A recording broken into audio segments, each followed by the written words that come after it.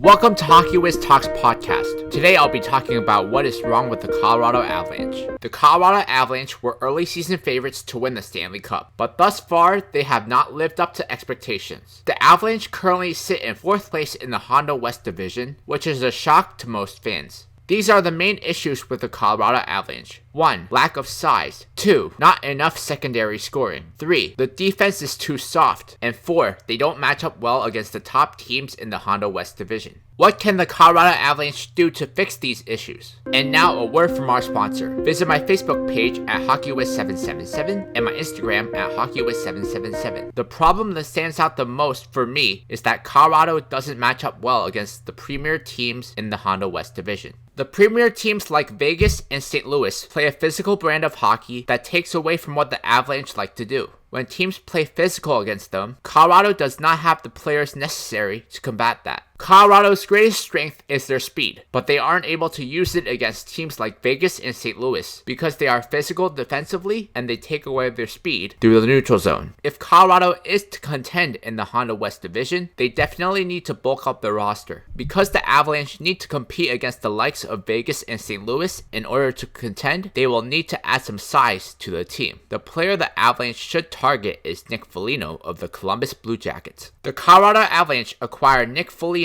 from the Columbus Blue Jackets for Tyson Jost and a first-round pick in 2021. The Avalanche add some size to the roster with the addition of Nick Foligno, which will be critical when playing against bigger physical teams. Check out my hockey blog at hockeywiztalkshockey.blogspot.com. Also visit my scouting blog at hockeywiz77scouting.com. Acquiring Nick Foligno is not enough, so the Colorado Avalanche target Arturi Lehkonen and Corey Perry from the Montreal Canadiens. Colorado Avalanche acquire Arturi Lehkonen and Corey Perry to the Montreal Canadiens for Valeri Nichushkin and a 3rd-round pick in 2021. The Avalanche add some valuable depth players that will be useful in the playoffs. Another issue with the Avalanche is that their defense is too soft. Cale Makar, Bowen Byram, Sam Girard, and Devon Toews all play a similar style. They need to get a more physical defenseman in the lineup for this season, especially when Erik Johnson is out.